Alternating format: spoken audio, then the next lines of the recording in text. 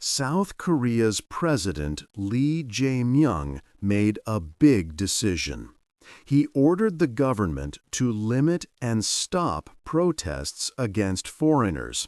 He thinks that these protests were making problems and hurting the country's image. The president said this behavior was bad for South Korea. Supporters say this is needed to protect visitors and public order. But others ask if this is the right solution, or if it harms free speech and hides deeper problems the country needs to talk about. They say that stopping people from their right to speak out is not how a democracy should work. This surprising order came at an important time. South Korea recently started a new plan. It allows Chinese tour groups to visit without needing a visa. This plan was meant to help the country's economy. Many stores and hotels hope to get more money from these new visitors. The government wants to welcome these tourists. However, some people say policy should not be driven only by money. They want careful checks on safety, fair treatment of all visitors, and attention to local worries. However, there are groups of people who did not agree with this. They organized protests. At some of them, people shouted against foreigners, including Chinese people. The government says it wants to stop those angry protests to attract more visitors to the country. But the opposition says many protesters are being treated like criminals when they are using their right to speak. They argue that most are peaceful and want to talk about immigration, jobs, and influence from other countries. Soon, a very important meeting will happen in South Korea. It is called the APEC Summit. Many world leaders will come for this big event. The Chinese President Xi Jinping is also expected to attend. The South Korean government wants this meeting to go well. President Lee wants to show a calm and welcoming country to the world. He hopes that limiting the protests will help achieve this goal. The government says that South Korea wants to keep good relationships with other countries and boost its economy. Skeptics ask if this approach also protects the right to protest and does not silence different voices. 2. The President's Order. On October 2, 2025, President Lee Jae-myung spoke with strong words. He met with his top helpers. He was very unhappy about the ongoing protests against Chinese and other foreigners. These rallies were happening in Seoul and other big cities. President Lee said, "Who would want to visit a country to sightsee and buy things when people hate them?" He called the protests self-destructive and totally useless behavior. He believed they badly hurt South Korea's image and its important national interests. Supporters of the order agreed and said hate and threats are not free speech. The president's order was very clear and covered many areas. He told all government offices and agencies to act. They had to stop actions that put foreign tourists in danger. Also, they needed to quickly create special rules to stop hateful words and actions that showed discrimination. Critics asked who decides what counts as hate and worried that unclear rules could be used to block legal protests. Supporters answered that the goal was to stop threats and harassment, not to punish peaceful speech. Many parts of the government began to work together quickly. The Ministry of Foreign Affairs announced it would help plan how to deal with the rallies, especially before an important meeting of world leaders. Prime Minister Kim Min-suk told the National Police Agency to take strong action against increasingly disruptive rallies. Seoul's police chief, Park Jong-bo, even visited a busy market area. There, he told his officers to respond strictly to any hate speech or violence seen against tourists. Civil rights groups said police should also protect peaceful protesters and avoid heavy-handed force. To control the protests, the government used existing laws. They based their actions on South Korea's Assembly and Demonstration Act. This law allows police to stop gatherings that pose a threat to public order and safety. Officials said they were acting within the law and focusing on safety. But opponents said using these laws to limit speech because of race or background was an important and risky change. They warned it could set a wider precedent. The debate showed how serious and complex the president's order was for the country. 3. Why now? The new visa plan. South Korea started a new plan. It was a visa-free program for Chinese tour groups. This program began on September 29, 2025. With it, groups of 3 or more Chinese tourists could visit South Korea for up to 15 days without a visa. This was a trial program. It would run until June 30, 2026. The main reason for this plan was to help South Korea's economy. The country wanted more tourists. More tourists mean more money for shops, hotels, and restaurants. The tourism industry had faced difficulties, and this program aimed to make it stronger again. Experts believed that 1 million more Chinese tourists could add a lot to the country's economy, around 2.56 trillion won in tourism money. Business groups welcomed the plan and called it a needed boost. The timing of this new plan was important. It started just before Golden Week. This is a big holiday period in China. It includes China's National Day and Mid-Autumn Festival. Many Chinese people travel during this week, from October 1 to 8. This was a good time to bring many visitors to South Korea. But some local residents worried about crowding, rising prices in tourist areas, and noise. This new visa plan was also a friendly move. It came before an important meeting, the APEC summit. Chinese President Xi Jinping was expected to visit South Korea for this summit. This would be his first visit in over 10 years. The visa program was a way to show a good relationship with China. It was part of a larger effort to improve ties between the two countries before the Chinese president's visit. Supporters saw this as smart diplomacy. Critics said the plan leaned too much toward China and asked for stronger screening, fair rules for visitors from all countries, and less dependence on one market. 4. The angry protests. Many protests began in South Korea. Some far-right groups organized these demonstrations, and some were very loud and showed strong feelings against China and foreigners.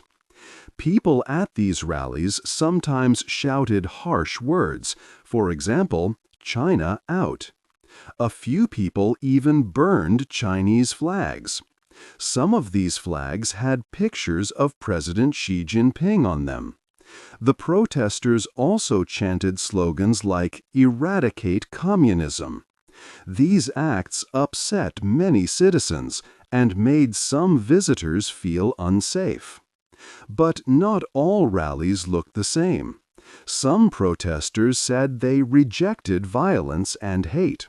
They said they were using their right to speak and to ask for fair rules on immigration, jobs, and security. They asked for action on crimes, whatever the person's nationality is. They said the government should listen, not just ban them. The protests often started near the Chinese embassy, in an area called Myeongdong in Seoul. The number of these gatherings grew quickly in 2025. Groups like Freedom University were important leaders of some protests. They often mixed messages about China with other conservative ideas.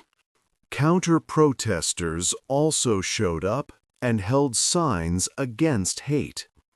Police tried to keep these groups apart, but there were tense moments. After a time, the protests did not stay only near the embassy.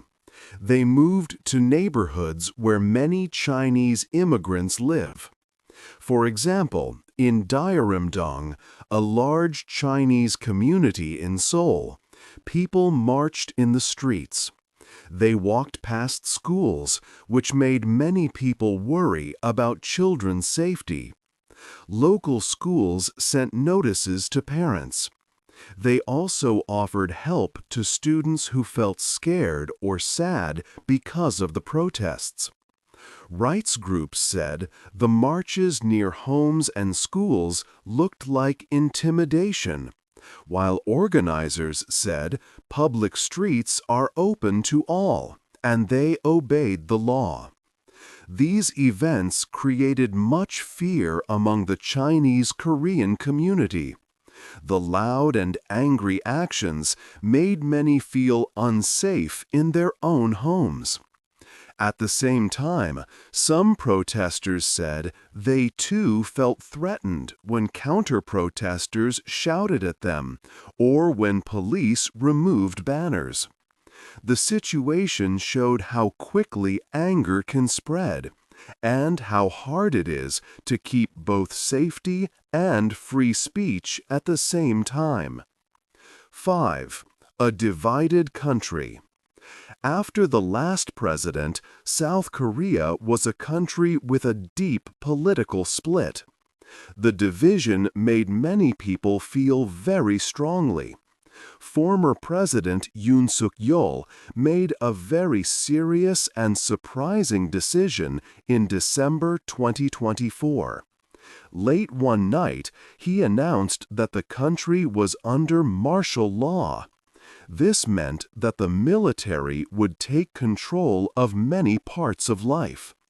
He said this was because of anti-state activities and dangers from North Korea. This was a shocking moment for the country. South Korea has been a democratic nation for many years, since 1987. A declaration of martial law had not happened since then. But Yoon Suk-yeol's order did not last. The National Assembly, which is the country's parliament, quickly met. They voted unanimously against the martial law. This happened just hours after the president's announcement. Because the martial law was overturned, President Yoon Suk-yeol was removed from his office. He was impeached and lost his presidential power. This sudden change made the country even more divided.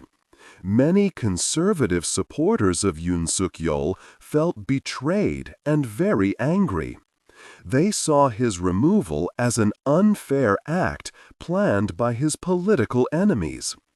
They started to gather and organize many large protests. They showed their strong displeasure with the new government. They felt that the national election held in May 2024, where their party lost, was not honest. They even used phrases and symbols from other countries, such as "Stop the Steal" and wearing special hats, to show their belief that the election was rigged. People on the other side felt the martial law move was reckless and dangerous. They said it crossed a line.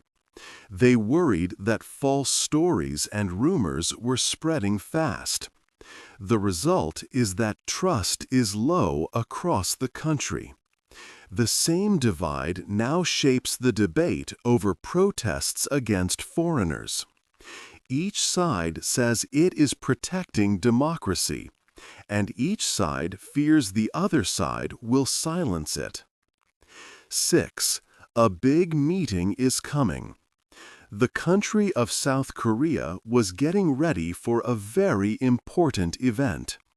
An APEC summit, a big meeting of leaders from many countries, was coming soon. It would happen in the city of Gyeongju from October 31 to November 1. This meeting was very important for South Korea's place in the world. It showed South Korea's role in global discussions. Chinese President Xi Jinping was expected to come to the summit. This was big news because it would be his first visit to South Korea in over 10 years. His last visit was in 2014. This visit meant a chance for South Korea and China to make their relationship stronger. The summit was a key moment for both countries and their future together. South Korea faced a delicate task during this time. It needed to keep its strong friendship with the United States, a very important ally. At the same time, it wanted to have good relations with China, which is its biggest trade partner and a close neighbor. President Lee Jae-myung knew this was a hard balance to keep. Both countries were very important for South Korea's future. Even more, a special meeting was planned during the summit. Chinese President Xi Jinping and United States President Donald Trump were expected to have a short pull-aside meeting. This meeting could bring new good news for trade between the United States and China. Treasury Secretary Scott Bessent said it might lead to a big breakthrough in trade talks. President Lee Jae-myung wanted this important summit to go very smoothly. He wanted to show the world that South Korea was a stable and welcoming country. Any problems or protests could harm the country's image and its chances for good business and diplomacy. So, President Lee and his government worked hard to make sure everything would be set for these big international guests. The opposition said the government was trying to stage manage the streets and hide local anger. Supporters said taking careful steps during a large event is normal for any host city, as long as safety rules are fair and temporary. 7. Business and people. Stores and hotels in South Korea were very happy about the new tourists. More visitors from China were arriving, and this was good for business. Big shops like Lotte Department Store prepared special gifts for Chinese shoppers. Shilla Duty Free offered discounts of up to 50% on popular items like makeup. Many places also started to use Chinese mobile payment apps such as Alipay and WeChat Pay to make shopping easier for visitors. Hotels like the Jeju Dream Tower also made special food and services ready for Chinese guests. Even airports had new pop-up shops specifically for these tourists. Businesses hoped these new visitors would spend a lot of money, helping the country's economy.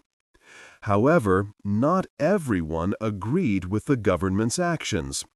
Some protest groups did not like the new rules that stopped their rallies. They decided to go to court to fight against the ban. One group, called Freedom University, argued that the police did not have the right to stop their protests. The court listened to their arguments. It said that the police could only stop rallies if they were truly dangerous to public order or safety. While some restrictions were removed, the court still upheld certain limits, especially concerning hate speech and threats. This showed that the legal battle over protests was not simple or easy. Lawyers on both sides asked for clear definitions and narrow, time-limited rules. The anti-Chinese protests made the Chinese-Korean community feel very scared. Many families worried about their safety and what might happen next. Schools in areas with a lot of Chinese people saw students feeling anxious, and counseling services were offered to help them. But there was also a lot of support for the community. About 100 civic groups and 150 people from the Chinese community in the Darim neighborhood came together. They organized their own events to speak out against hate and discrimination. Young Korean students also stood up for their Chinese friends and classmates, showing they cared. At the same time, some neighbors asked for more police patrols, strong action against any crime, and honest information, so that fear does not grow from rumors. These actions showed that many people in South Korea wanted fairness and safety for everyone. 8. What happens next? President Lee Jae-myung made a difficult choice. He tried to balance the country's economy with people's right to speak freely. His order to limit anti-foreigner protests was a big moment for South Korea. It aimed to improve the nation's image and strengthen ties with China, especially with the new visa-free program for Chinese tourists. Businesses hoped for more visitors and money from this plan. Supporters said the steps were focused on stopping threats, not on silencing opinions. The world watches South Korea closely now. People want to see if President Lee's practical approach succeeds. He needs to keep good relations with both China and the United States. This was clear during the important APEC summit. Chinese President Xi Jinping was expected to visit for the first time in over 10 years. U.S. President Donald Trump was also planned to attend, making it a very complex diplomatic event. The opposition said the government must prove it can protect both public safety and the right to protest at the same time. Lee's actions will change South Korea's relationship with China. It also raises questions about future protests and politics inside the country. Will people still feel free to organize large protests? How will different political groups react to these new rules? Some conservative groups might feel their freedom to speak is limited, possibly making arguments stronger. Others may say clear rules can reduce real harms and calm the streets. The government's choice to control protests based on safety and economic reasons sets a new example. Supporters think it can work if rules are clear, narrow, and temporary. Critics want stronger checks by the courts, open hearings with the public, and better training for police. It is a complex time for the nation as it manages its own issues and deals with global powers. The result will show much about South Korea's future direction.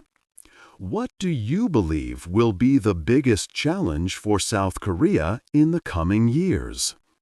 Hey there! Just a second before you go. If you learned something new today, please give this video a like, write your thoughts in the comments, and subscribe to the channel. It only takes a second, and it really, really helps to create even better English videos for you. Your support means the world. Thank you.